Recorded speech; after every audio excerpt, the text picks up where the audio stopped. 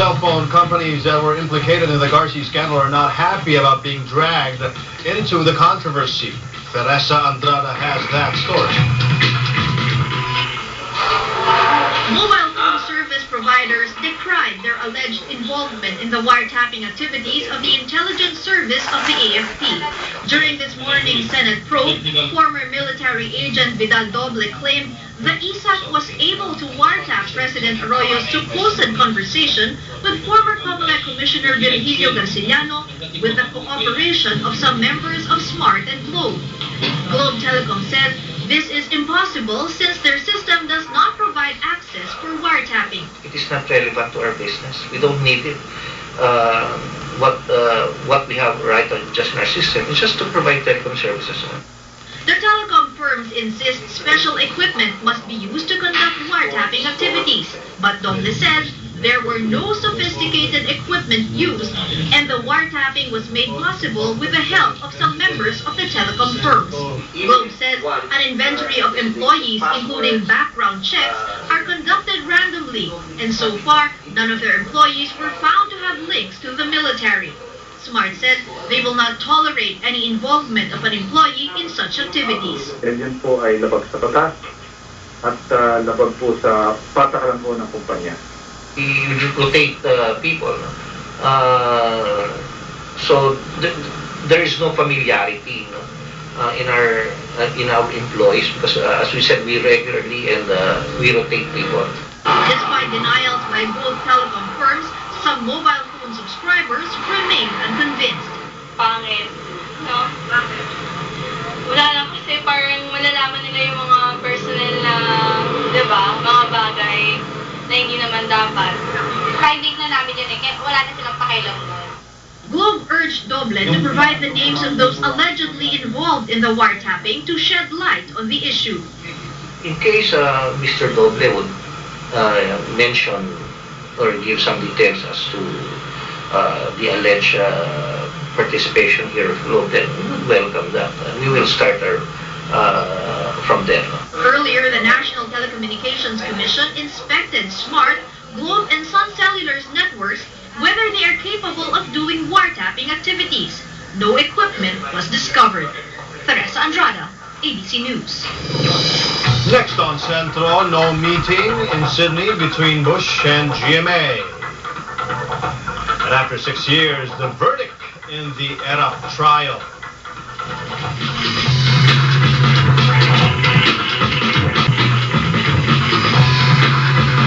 The NBI is losing patience over the continued refusal of Dr. Francisco Cruz to shed light on the death of hazing victim Chris Mendez. Jason Torres has that story. NBI agents swooped down on the residence of Dr. Francisco Cruz at the Congressional Village in Quezon City this afternoon, hoping to personally invite him to the Bureau. Despite repeated promises to visit the NBI this week, Cruz still hasn't surfaced to clear the air regarding the death of UP Sigma Rho neophyte Chris Mendez. This time, the ophthalmologist was supposedly unavailable, and authorities were only received by Cruz's household help. In an affidavit submitted earlier by his lawyer, Cruz has already admitted to bringing the body of Mendez to the Veterans Hospital last August 27. The Toyota Innova used was even seen in the garage of his residence. Authorities, however, are not satisfied with the affidavit's content. Siya ang magdudugtong ng mga pangyayari bago namatay si Chris Mendez. Maaring alam niya yan. So talagang napakalaking tulong ng testimonya ni Dr. Cruz. The agency is putting a lot of weight on Cruz's testimony since he may have been the last person to see Mendez alive.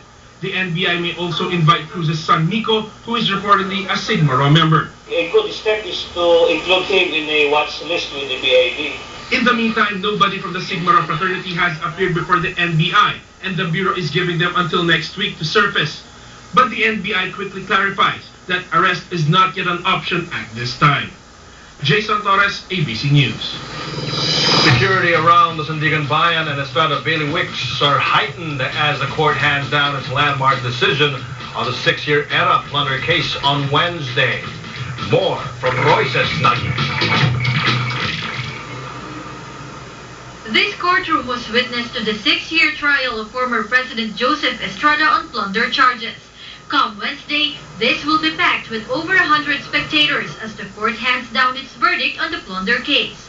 This seat is reserved for ERA. Only 125 persons are allowed inside the courtroom. First come, first serve basis sa pagpasok. Ang priority po natin dito, siyempre yung pamilya ng mga akusado, yung kanilang mga abogado. Doon naman sa hindi ma-accommodate sa loob ng courtroom, meron tatalagang Sandigan Bayan na pinaka-media room kung saan magtatayo ng video monitors, pati na audio. Under the guidelines issued by the Sandigan Bayan Security, only one reporter from each network would be allowed inside the courtroom.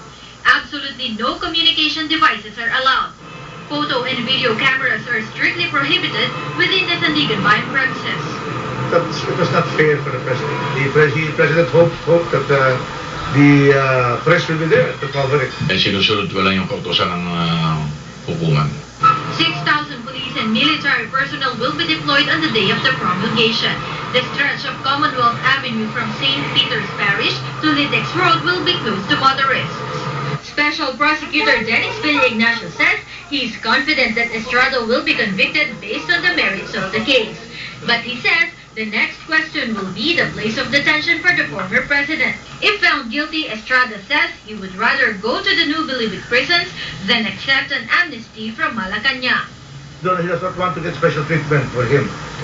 Sandigan Bayan rules that he should go to Manila, he's going to follow it. Bago-bago ba isip niya? Hindi naman siguro. Kami naman, kung gusto na sa Muntinlupa, hindi naman namin na-oppose, wala na kami, hindi na kami kikibo. Well, tignan natin kung ano yung papayag nila kasi sinabi na gusto nila dun Royce Nagi, ABC News. Despite higher security, the AFP gave the floor to ex-Marine Commandant Renato Miranda, who aired his sentiments in a rare privileged speech during today's court-martial hearing. Fiona Rosario has that story. For the first time since his arrest, former Marine Commandant Major General Renato Miranda was given the opportunity to voice out his sentiments in a privileged speech during today's court-martial proceedings. Miranda aired the inconveniences he and his men are experiencing while in Camp Kapinpin. The soldiers are not allowed to use their cell phones, depriving them of their only means of communication with their families. Miranda says they don't deserve such treatment since they have not been proven guilty.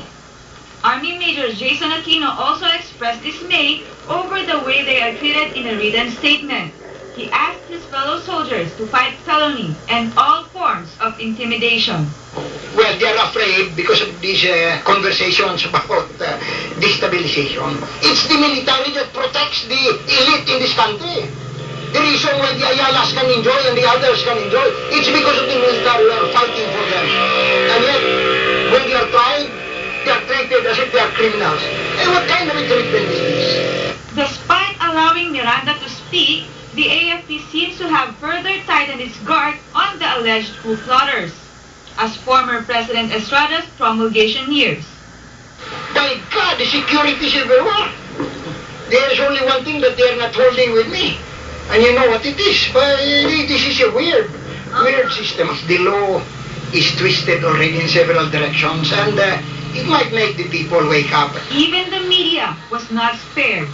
Reporters were blocked with barbed wires, and interviews with the lawyers were only allowed outside the camp along the highway. Fiona Rosario, ABC News. U.S. President George W. Bush is all praises on the Philippines' efforts to fight terrorism, but for no clear reason he canceled a scheduled one-on-one with President Arroyo.